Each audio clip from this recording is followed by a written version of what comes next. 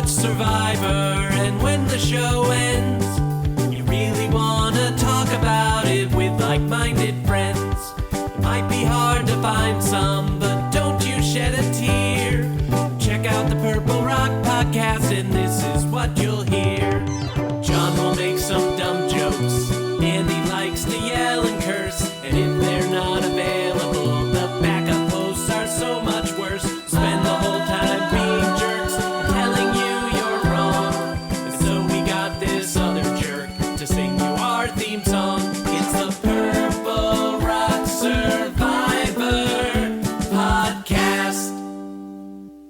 Hello, and welcome to the Purple Rock Survivor Podcast, the second most famous purple-themed Survivor podcast out there. I am your host, Andy, and with me this week, for the first time this season, first time in a while, I think, is Brad. Brad, welcome to the show. Yeah, it has definitely been a while. I honestly don't know if I've done anything since Winners at War. I might have. I made it maybe done one episode, but it has been a while.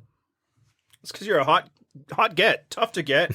But we were able to lock it down this time. Actually, my wife was all like, have you ever done a podcast just with Brad? And I think so. I think you and I have talked to each other. Yeah, you and I have. I definitely know that me and John have. And I think me and Emily maybe did one. I think Matt and Mark are the only two I haven't actually done a pod with. I think you and I and Mark as well. I know this is endlessly fascinating for the audience, I'm sure. But probably more interestingly would be... they've heard what I have to think about the season like every goddamn week, and the story has not changed much. I mean, they, not you so much, but they have, because I know you don't listen. But more, well, I bet they're interested in what you've felt about the season so far. So kind of as a whole, inclusive of last night's episode, what have you felt about 43? Yeah, I think it's fine. You know, it's not bad. We've seen worse Survivor, but it's fine. And I think honestly that's kind of in line with where I am with Survivor, just sort of as a show now. I feel like just sort of overall we should all really at this point have tempered expectations of what the show can deliver. There's like this second golden age from like Philippines to Millennials versus Gen X, and Millennials versus Gen X was like what, like maybe 6 years ago, or no, that seemed a little long, maybe 5-ish. 5 seems right, 5 years. But basically since then, you've had David versus Goliath, Winners at War. Those were really good seasons. And outside of that, I really don't know what the show is sort of delivering to the same caliber of, the late 25s, early 30s. So, in light of those, recent seasons in that stretch, I think this is kind of in line, and, it's fine. One nice thing about having like a new guest host every week so far is people know it's not just me. When I say fine, at the very least, like it could be, like this hive mind voice that we all speak with. But I agree. Like, obviously, that's what I've been saying. It's been fine. It's kind of your bigger point. I do think like since 40, it's been decent. We've gotten out of a bad patch, which was leading up to 40. Mm-hmm. And I think more or less for this show, that should be what your median is. If it's delivering solid entertainment, then I'm happy. This is part of my overall TV diet, not like the highlight of it. Right. And then when you get like the big peaks, that those should be exceptional. Otherwise, they would not feel that way. In many ways, it's probably like kind of like a sport in that sense. A lot of times sports is actually not a pleasurable experience at all. We keep watching, and maybe this is just me talking specifically today as a result of some of the sports things. But how about this episode specifically, especially in comparison to the previous 3? Oh yeah, I mean, there were definitely some good highlights in there. You have just opening with Gabler being Gabler, and just with people who are already sound asleep, who seem perfectly comfortable and just adding on a Paul frond for, I couldn't really tell you the reason. That's a great way to open. Obviously, Lindsay imploding on Coco was a sort of a great finish to the episode. I was happy with it. And especially, I mean, this was better TV than if Coco had gone with the easy Geo vote, as Carla sort of had alluded to. If we had gotten that, I think I would be sort of walking into this recording being like, there was nothing to talk about this episode. But obviously we didn't get that, so I'm happy with this one. So again, it's not just me. Because often that's also the complaint. Like if I was just an average viewer, the hours that we've gotten, and it's up 2 hours and an hour and a half, so we've gotten leading up to this week, have been fine television, just less to talk about. For me, both ways, this episode I think has been the best one so far of the season, in that I do think the vibes are a little different. We get two different things. But also there's stuff to talk about, and that's nice too. I think a big reason why I might have liked this one better than the other is we didn't get bogged down by a bunch of tragic backstories. Like that, I think really helped. It's been a thing that I've been kind of talking about lately. It might feel repetitive, but it's more like, yeah, there's not much else to talk about when everybody is just kind of talking about the way they were. Whereas for this episode, not just that we didn't get any of that, but more that the focus of the episode was on the events of the episode itself. And we, get things that seem to matter both within the storyline of this episode and also possibly going forward. And you can say that, well, yeah, the first three were setting the stage and now we're working, except that the entire Coco story is self-involved to this episode. Like nothing that we've gotten from Coco before, which wasn't very much, really had any impact on what we have here. Before this, it was, some tragic backstories and like, the budding bro-alliance between Ryan and Gio, and possibly men versus women with James on that side. And then none of that actually ended to matter. Suddenly Gio is the person that's annoying everybody, but then it didn't work out. So like it shows that while it has seemed like we've been getting a lot more time to get to know these competitors, this is kind of the first time I've really felt like we've known their motivations of why what they're trying to do. Or maybe it's just the first time when their motivations were a little more interesting than let's vote out somebody that's hurting us in challenges. Yeah, I mean, I will say, I think like the first two episodes to me both ran long. Like they were 30 minutes too long. I didn't need that much time in those episodes. And I think part of that is too, like, I don't have an issue with them putting in backstory. I thought it was a good change when they started doing that a few seasons ago.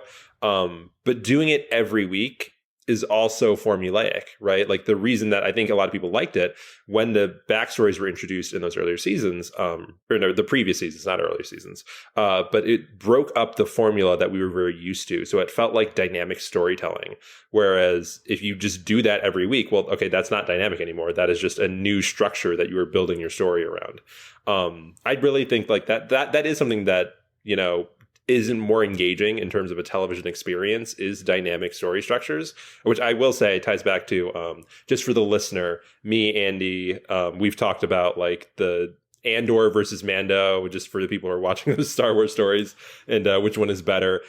To me, we were saying how I like Andor more, and part of that is I feel like there's a more dynamic story structure that's happening in that series. But it's total respect to Mando, which is a very formulaic story structure, but still has a lot of punchiness and a lot of highlights, right? It's just sort of, as if you're going to go down that route of more formulaic storytelling, you need to be hitting the high notes in every episode, which I don't know that the current backstory setup was doing for this season. It felt like it was dragging in certain parts. Yeah, and I think, as you already mentioned, I talked about this last week as well. It could be just the first two episodes were too long, and that's what they filled them with, But then the other issue is just, and I'll say this last time we can move on, it's just the backstories all were similar too much, It's like, there was no backstory of like, this is when I was awesome or anything. Like everything was just so, it all seemed to be designed to push the idea that going on Survivor is this life-changing experience that's going to turn things around for people who are suffering. And that felt pretty self-serving to me. But none of that this week. And I think what really helped also, and I'll let you get to the point you're having before I move on, is I think the double challenge structure also helped give this one forward momentum. But what were you going to say? Oh, yeah, for sure. Well, the other thing that I would say about that is even putting focus on the backstory, I feel like there's not as much weight if you can't connect it to the people who are playing the game, right? So I tweeted as I was watching this episode, I'm like, I really could not name half of these people on Coco, right? I was like, Jeff, no, finish off your attendance roll. Like he was calling off the blue tribers that are walking in. Like Carla and Ryan and the other people I knew at some point, like I know them more now because we saw them more this episode, yes. Right? But even then, like I have an awareness that there was backstory that you got from like Gio and other people, but if you're not seeing enough of them on a regular basis, it really doesn't stick that much with me, right? Even though Gio's story is very relevant to me, right? Very resonant with me. It really is the sort of thing where like, yes, you want to give them screen time, but it should be in a way that like really amplifies their place in the season and in the story of the narrative that you're trying to tell. And I felt like they did that better in previous seasons. Like we get the story with like Danny remembering his dad's passing the day that he wins a challenge, that sort of thing.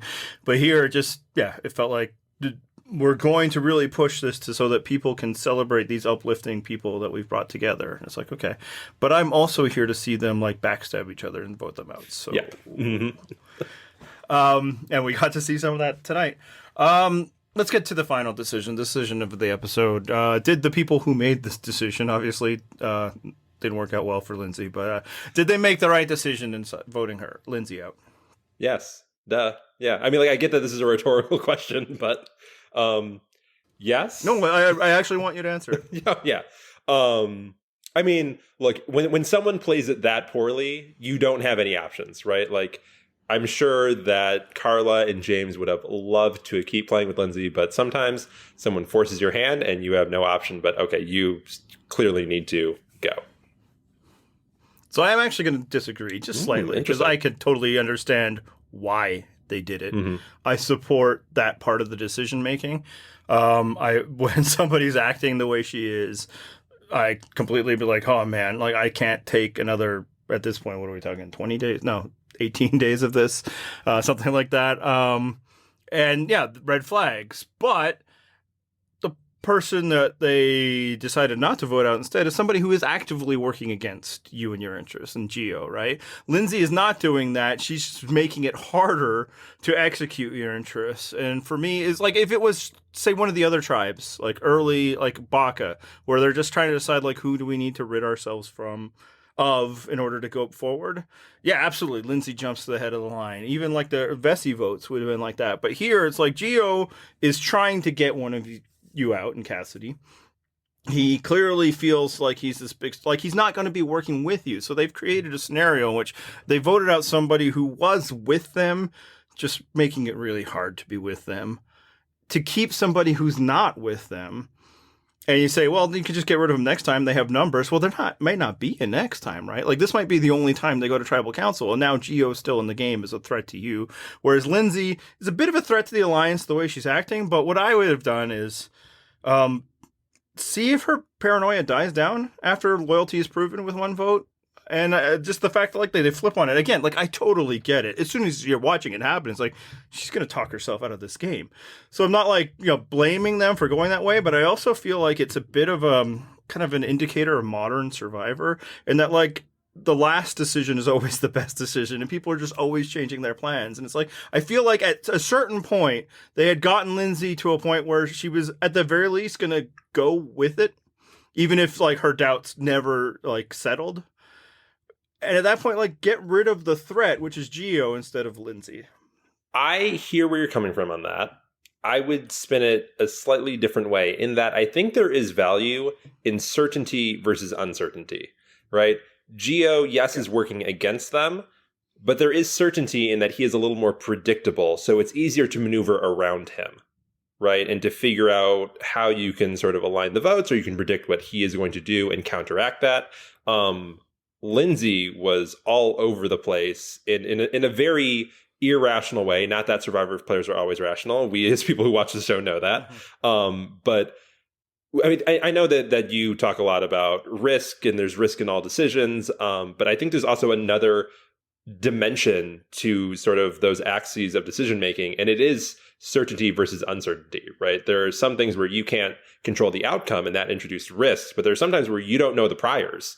Right? You don't know the parameters that you're working in. And some people may drift more towards, I want something that is more certain, so I know how I can optimize my strategy. Whereas working with Lindsay, I don't know that they felt that same amount of certainty and predictability that I think you would want in not just in an ally, but also in an enemy. Yeah. The issue with like Because I've thought that about people in the past too. Like, why keep that person around when they're working against you? Because you know what they're going to do. And yeah, if she was like a huge wild card, I just don't know that she was that dangerous. Because the problem is, yeah, you might be able to predict Gio, but what if he has an idol next week? You know. Now, if you're Carla, you're less worried about that. But there is also the Advantage Island, which incidentally, I don't think you didn't see the preview for next week, or did you? Yeah, you did. Yes, I did. It was Matt who didn't see it.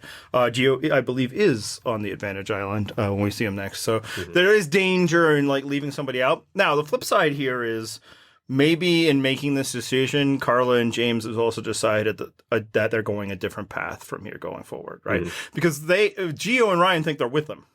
So maybe it's just like, you know what, now that actually, you know, yeah, maybe Gio's a little annoying, although it seems like his big beef is with Cassidy.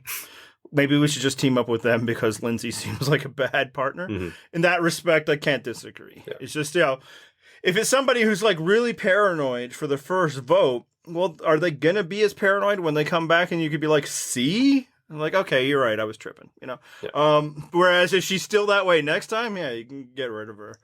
So I don't think it's like a big mistake, but I do think they probably should have just stuck with it and got rid of Gio. Because here's the other thing, and now we'll talk about how badly Lindsay played it, which, you know, all the way badly. You know, if we're using the 10-point scale, I'd go with 10. But like, what was her plan? Even I don't think she had one. I think she was an irrational player. I think it was an emotional response. But it's like, okay, you're really paranoid. You really worried it's you. What action is that going to drive from you to prevent that from happening? And it never once seemed like the action was flip on my alliance mates and vote for somebody else. Right. There was no follow through. It was just more an outward expression of anxiety, which then does nothing but create all of your allies anxious, who you need to be calm, cool, and collective, right, to use that quote. I will say on the 10-point scale, I will knock it down to a 9.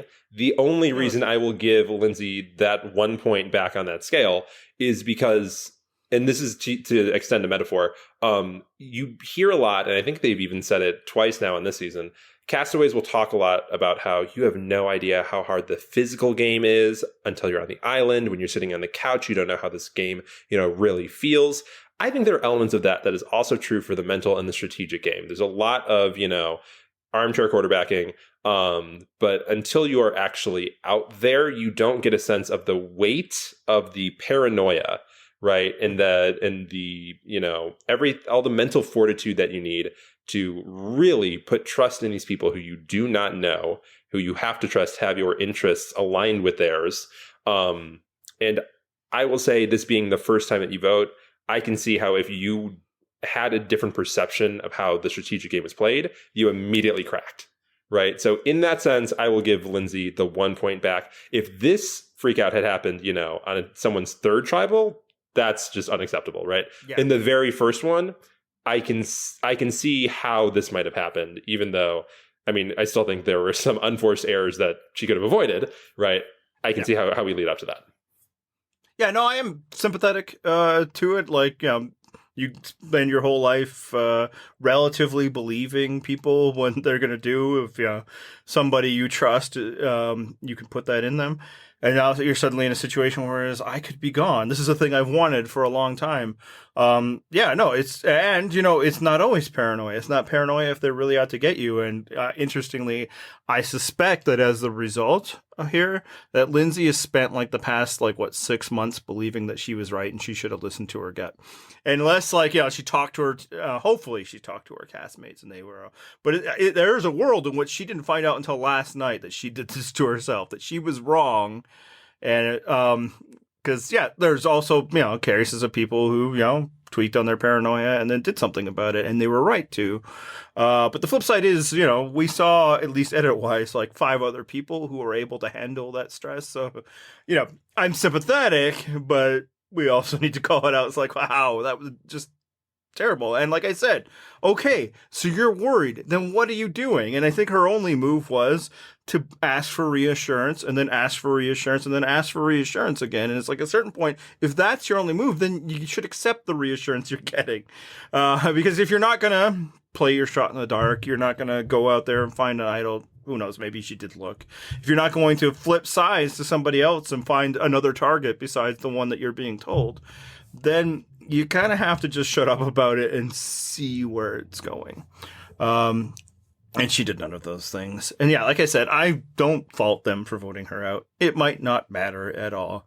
I just do think that, like, maybe to see what she's like after she's gotten her sea legs, because I imagine it is tough the first time. It was weird when she was talking, though, because I was like following her along the path where she's like, oh, it could be me. I could really see that. And I'm like, okay, this is where she's going to get to, like, the, you know, usual inequities that have been baked into Survivor for years, like that someone like her would be a target. But she goes a different ways because I'm a huge threat and they want to get rid of me. It's like, oh, well, at least she has a healthy ego. Or at the very least, like, I would have gone with the person who is my, you know, looks like me as my age is frequently targeted. So in which case I'd be like, yeah, you're totally right to be worried. But I'm going to bring back, just because John's not here, I will bring back one of his normal talking points, which is that people who go on Survivor need to have a certain level of ego and delusion to even have submitted the tape in the first place. So bake that into your calculus of how Lindsay ought to be reading herself. I mean, I appreciate the ego. Yeah. It would be really fucking weird for someone like me who presents himself in a certain way in a Survivor context to not. But it was like a bit of a record scratch moment for me. And I thought she was saying it because people like me are particularly vulnerable, but no, it's just because I'm super awesome and they need to get me. Which also just seems like a bad read on where Survivor is at right now. The people aren't voting out threats right now. Now, she's had like a season and a half of watching it, so I understand that she doesn't know it's a trend just yet. So yeah, it seemed, 4 people vote her out, for a fairly straightforward vote. Yet there was one person who didn't, and that's Gio, and that seems to not at all affect his belief in himself and how he's the grandmaster of all things. What did you make of that? I mean, to tie it back to what I just said about Lindsay, ego and delusion, right? There's plenty of that to go around. So that is one thing that could explain it.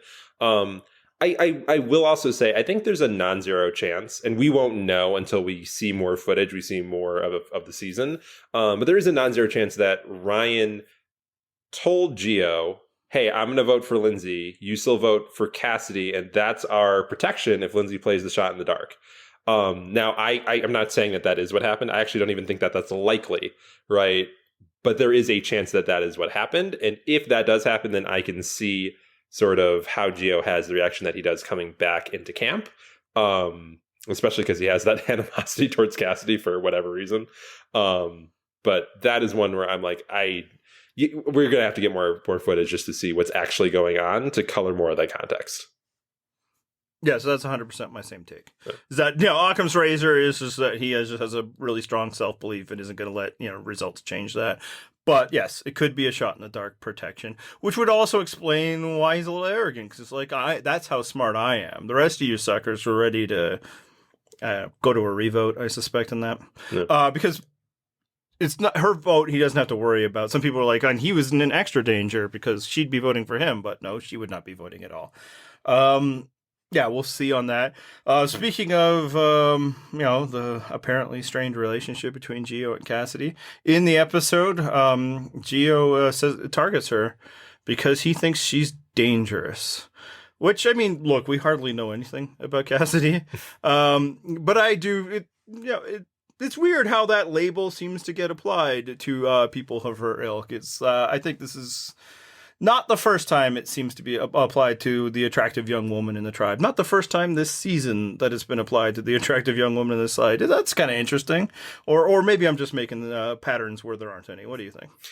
I will say, I actually think this specific example is slightly weird, but for the reason being that I think my perception of this phenomenon is primarily colored by Brandon and Michaela in South Pacific. I think that's the prime example of where this happened, and I think that creates the archetype and the lens through which we're viewing all of these same interactions. But the reason why that makes this weird is because Gio is gay, right? For Brandon, I forgot whose line it was. Someone said that Brandon thinks that Michaela is the whore of Babylon, right? That these women are always treated as treacherous vixens, but it's there's none of that sort of interaction between Cassidy and Gio because there's no possibility of anything sexual happening, Gio is gay, right? So it's like, it's for that reason that I don't know that it fits in the same category as some of the other examples. And honestly, it really could just be that they don't like each other. Like the whole scene with them chopping the coconut and they're bickering about how to chop the coconut. Like, I don't even know what you're arguing about. Do you know what you're arguing about? Like, it could just be that you two just don't get along, and that happens with people. And sort of it evolves into this, but I don't really know how to perceive any of this interaction. Yeah, I definitely don't think Gio is shamed by his own feelings of attraction and thus needs to deal with it. I do think there might be, and for one, this might not be Gio himself, but it could be the show in the way that they always edit this, right? It's just that that's the type. Oh, and maybe in his it's like that's she has some potential power that I will not have, so to get the guys to do what they want or something, because it has been framed that way. And it usually is framed in a way of afraid of the next Parvati, ever since, she won. Yeah. Frankly, probably since the back half of Cook Islands, because, she was supposed to be the first target for Jonathan Penner, in Micronesia, because that's what he's been afraid of. And then it feels like it is a common thread in this show that these characters that we otherwise don't really know much else about, other than that they are young and attractive, are presented to us as the biggest threat out there as the reason why they're going home. And I also find that people are less frequent to defend that type online. Is weird that way. But I was gonna say I think that is a little weird though, because I feel like the comparisons to Parvati have become so frequent that they really don't mean anything anymore. Whenever people do, which castaway are you most like? I feel like there's a non-zero chance that Gabler said that he's like Parvati. There's everyone sort of names Parvati and Suri and Malcolm. Those are the three that keep getting brought up. I think it's funny that archetype and that perception has persisted for so long, because it's become so diluted that I really don't think invoking Parvati's game as a comparison actually means all that much. It shouldn't in that, and it's clearly one of the 8 names that come up all the time, like Ozzy, Boss, and Rob. Russell used to be, but they would never cast somebody who said that now in the new friendly version of Survivor. Which, I mean, on that point, I don't need them to cast another Russell, so I'm okay on that score. But I do think there's probably a certain brand of superfan that is worried about the Parvati, much in the way that anytime a man and a woman start talking to each other, they're the next romper, and we need to get rid of the woman. It just seems to be this thing that persists. And again, maybe in this instance, personal beef. Maybe the last time they had absolute great reasons to get rid of Justine, but we also can explain away a lot of things on an individual level that happen a lot, and it's just kind of a thing. Yeah, frankly, I find it boring at this point. It's they're not all Parvatis. Parvati is one of one. Yeah. Frankly, other winners who would otherwise fit the physical descriptions were absolutely not Parvatis. All right. We briefly touched on this as a thing that helped the episode. We don't usually talk about challenges, but like I said, I do think it helps with the pacing of the show. But I also just really enjoyed them this week. What did you think? Yeah, I mean, look, I think I'm higher on challenges than most, and that just ties to nostalgia of watching the show growing up, when I was, the prime age for, the prime audience for who those challenges are for. But I definitely like these challenges. I thought there was some really good innovative pieces that, at this point, Survivor challenges are often just Frankensteins of previous challenges, just sets that they already had, and they're repainted and repurposed and put together. I thought the floor is lava was an excellent sort of way to structure a challenge. I think the only change that I would have made is everyone should have had to cross that way, not just one person. Let them use their hands if you want to, but throwing some more obstacles that could have been a full-blown thing. I thought that Ryan had a lot more obstacles than the other two because of all those missed shots. Yes. Suddenly there were balls or the beanbags all over. Yeah. No, but I thought that was great. That was a great addition. The 2-in-1 puzzle was nice. I don't know if they've ever done a 2-in-1 before. They've always had the simple puzzles, like the old buoy pyramid sort of thing. But I think the 2-in-1 was a nice touch of you have to get through one puzzle, then another physical element, and then another puzzle. Whereas normally the challenges are always, a big physical element, a skill element, and then a puzzle at the end. Yeah. Yeah, no, definitely the first time in the Survivor that counts that we've had the dual puzzle thing. Because it's the first time we've seen them have to wait and then knock it down while in progress. A moment I caught in there is just in the middle puzzle. They're waiting for Jeff to say, move on. And Ellie's like, can I kick it? Clearly she wanted to do the Michelle moment. Either that or she's a big Tribe Called Quest fan. You're probably too young to get that reference. No, I definitely get it. Listen, Spotify exists. I know more music than you think I do. Well, yeah, but I also have proof that there's eras where you don't know it as well. That is true. No, on that level. Yeah. Yeah, it's like, hey, let's just knock this over. You can have that moment in the end, which she took. Yeah, and I mean, right now, I'm sure the international fans are all yelling at us like both of these things happened in some funny accented version of the show already. That's cool. You can try stuff out in the minors. But I enjoyed them on our TV show. And yeah, just even when they're talking about it and showing the Dream Teamer footage, the floors level thing, I'm like, that's kind of neat. And yeah, it played out pretty fun. I agree. It's expanded to more people because once, I think we only really saw Cody have a bit of difficulty with it and then move through. Whereas if you had more people, we would get more pratfalls, which is always a good part of it. Yeah, I didn't have much else to say other than I enjoyed them. I thought they were different this week. I guess actually here's the thing to talk about challenge-wise. This is the transition. Any issues with Vesi helping Baka? Is that the order that it was? Yeah, Vesi helps Baka beat Coco because Coco was the loser. Yeah. Yeah. I'll reserve judgment until I see the actual repercussions. I will say I don't think it was especially smart given that you had already robbed Coco earlier in the day, right? So that's sort of insult to injury. And not just that, I think there was also, it wasn't just that Vesi was helping Baka. I did notice that Dwight immediately pushed over the puzzle right as soon as Jeff declared them the winners, which I don't know that we see that often for other puzzles. Normally, you will just celebrate and leave your puzzle up. So that seems to be sort of a third thing that you're going to throw in there of Dwight does not want Coco to see Vesi's puzzle, and then we're also going to explicitly help Baka finish their puzzle. So that seems to be two things there. I just think it's interesting because both, and not that they knew that the other tribe had done this, but in the lead up to the raid scene, both Coco and Vesi are alluding to war. And so this is just one after the other. I think they actually are going to go to war here. Yeah. I obviously don't mind it from a moral standpoint because very few things within the competition fall under moral grounds.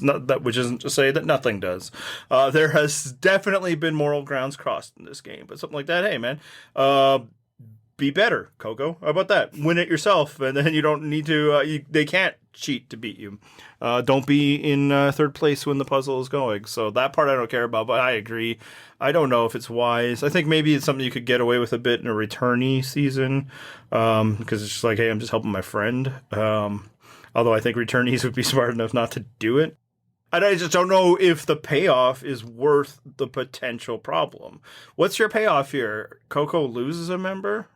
Is that really that important? So now they're tagged with Baka? I guess now they get to sit out one fewer person per. But yeah, just you already have the element that you didn't steal from them. Team up with the Baka people against Coco here. I don't know if evening out the tribes is actually that valuable going forward. It's not even just that, but it's also that if you are trying to weaken Coco, right, the end objective of that, especially you have to know that Coco's going to be pissed and they're going to be coming after you, is that, okay, now your wagon is hitched to Baka, but you don't even know those people. You've never really truly interacted with them as a group. Some of you have in those, hikes and those treks off to those, grab bag sort of deals, but you don't know how Baka functions as a group. I'm not even going to say they could be. I mean, from Vesi's perspective, they could be because you don't know. We know as the audience, they're fractured as hell. They're not going to be a good group of allies for you. So for you to hitch your wagon to them, It's just not wise. There's not enough information to justify that. And yeah, again, the payoff is also that they don't have a flint for like however long. Mm-hmm. It's easier just to like stay back and see what happens. It's like you don't need to root for people or root against people in this scenario. Just take your win and see where the chips fall. Because again, you prevented Baka from evening up with you. Yeah. The other thing I'll say too, though, is at the end of the day, did it make that big of a difference? I'm going to say I don't know that it did, especially because Coco, which again, Vesi we didn't see, but if people who are watching at home might have caught this, Coco was 2 moves away from finishing their puzzle twice, and both times tore it down to get further away from the solution. So Coco, it just wasn't their day. There's a good chance that Baka would have gotten second place even without Vesi helping them. And so now all you've done is sort of irritated Coco, drawn their ire, and for what? You didn't get any marginal benefit out of that. Yeah, agreed. And this is obviously a perspective we have that they probably don't. We have that could be manufactured by the edit of the show. Yeah. But like they seem to not be doing well in both challenges, really. Mm-hmm. But like James just seemed completely out of it. And I was also wondering, like, why was James not doing the puzzle? Like, he'd done puzzles in the past. He is, a chess master. Like, I figure like that's aligned to that space. I understand wanting Ryan on the puzzle for the physical movement of it all. And you could even say there's it may be advantage of having somebody like good at the spatial stuff on the outside to call in, but he kind of was just sitting there. So it's just like, yeah, I think they're going to take the L anyway. You don't really need to force it that. And to get to your earlier part, this is the second time that they messed with Coco because we see Cody go choose their tribe, which seemed weird because they had the worst fishing stuff. When they showed up there, like I think everybody was assuming they'd go take Baka's better fishing gear, but no. What did you think of that whole scene, both in the decision, but maybe more importantly, in the entertainment value of it? Yeah, it was hard for me to track the decisions. I think the only thing that justifies choosing Coco over Baka is that they had a preset notion of we need to take Coco down, which would inform what they their behavior at the challenge. I thought it was weird that they sent Cody because you have 3 people on this tribe basically saying, Cody, you're wrong. That's the wrong way to play it. Yet Cody's the one who gets in the boat and ultimately has all control of what happens on that beach. Then Cody gets there and I was like, I don't know why he's negotiating. You have ultimate power. You can just take what you want. I did, later sort of understand that rationale of like, okay, he's giving them the illusion of choice to sort of, put a little sugar with the pill of I'm stealing something from you. And he probably did get more than he could have if he had just said, I'm taking, X item. But all that aside, who friggin' cares? Like, it was fun. It was a fun scene to watch, and that's ultimately what we needed. Yeah, I have no idea. Yeah, I don't know that it was good to choose Cody. I think it's more one of those because you see Dwight trying to volunteer for it, and it's just like, Cody's not listening. Same reason why he went to, I think he went, has he gone? No, he actually hasn't gone to the idol, so maybe that's how it's like my turn to do something. But once it's going that way, it's like, oh, that's the person I want to see go. And it paid off. It was good. Because right away, he's like, they don't want to mess with anybody. They're playing Wussy Survivor. And it's like, no, it's because you don't have to mess with them. The show is allowing you to mess enough. And also, the fishing gear is probably more helpful to you than necessarily losing the machete is to them. I did find it weird that, like, all fishing gear, like in the past, you got to steal an item, and here it's just like anything related to fishing, that's ours. But, okay, it's the reward.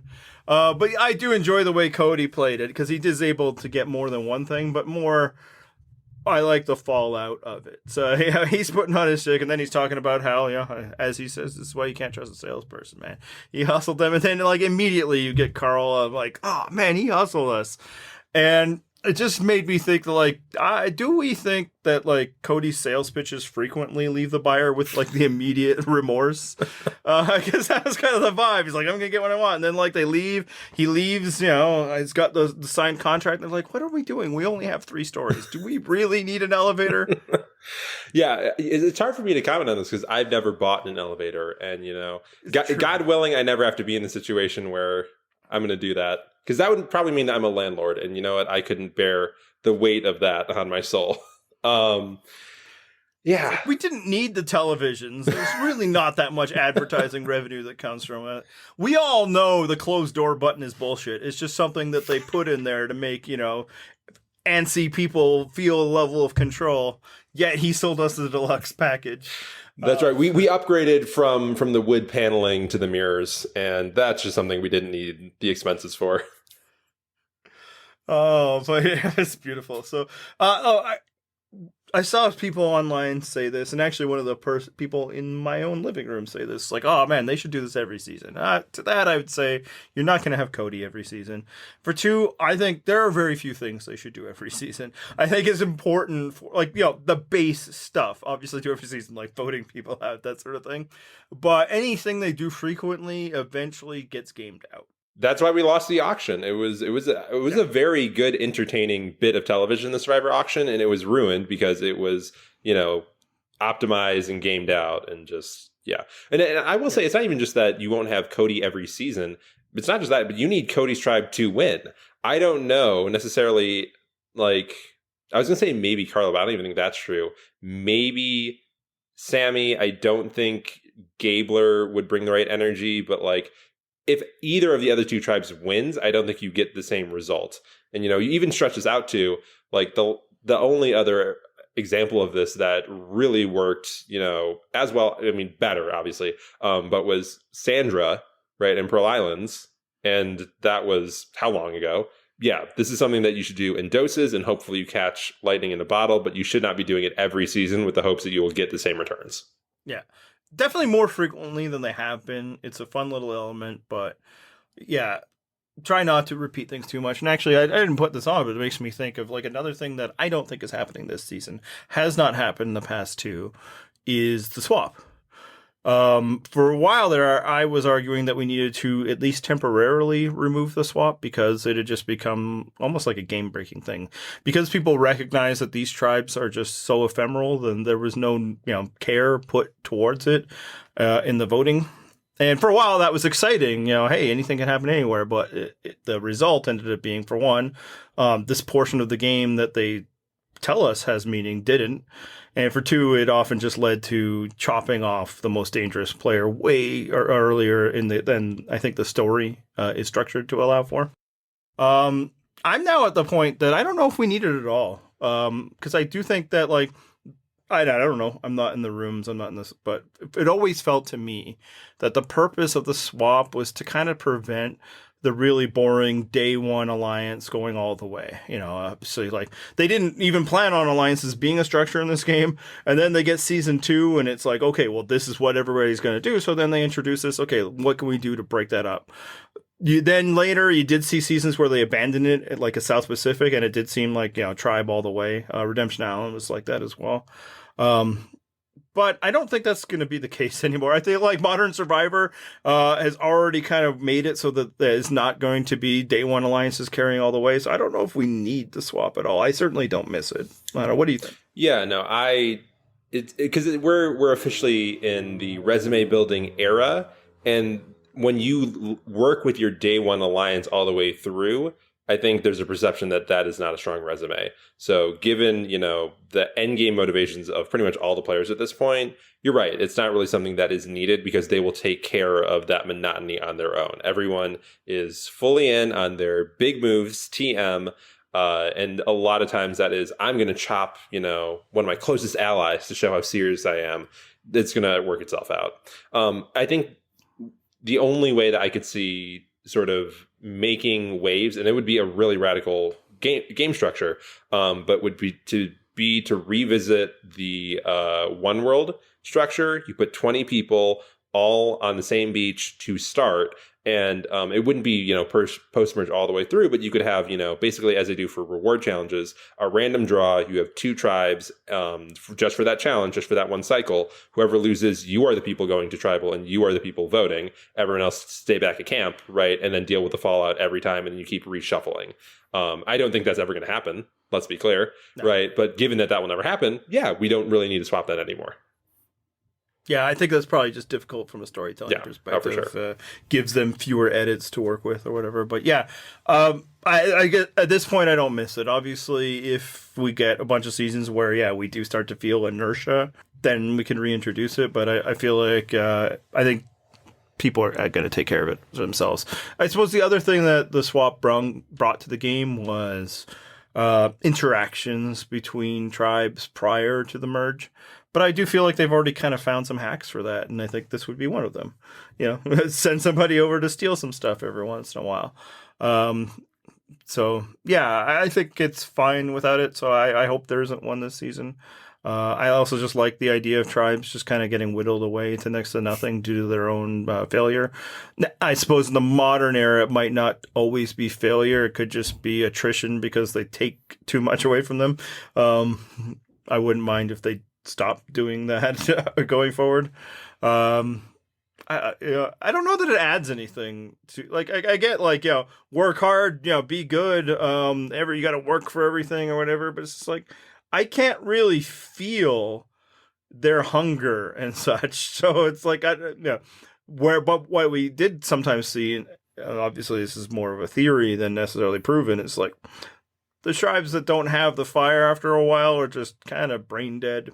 And at first it's fun, and later it's not. We'll see. The balance that we've gotten this season might take care of itself. Nobody's really been without for too long, which shows that maybe some of those voting decisions weren't so bad in the first place. Like the tribe that did it the first place, Baka, everybody was up in arms about them voting out somebody because of perceived weakness, and then they haven't lost since then, despite the fact that they have a complete dumbass on their team in Gabler. He touched on this at the beginning, but what the hell with the palm fronds? There's no way to explain it, and I think all you can do is laugh. I mean, look, the scene was incredibly funny. You do have to give him that. You have to give him that. I love it. Yeah, right. Because I also just continually supports the idea is like, you made your bed, in this case literally, now you gotta lie in it. You had the chance to remove this dumbass from the game, and now he's annoying every single one of you, and you can't do anything about it.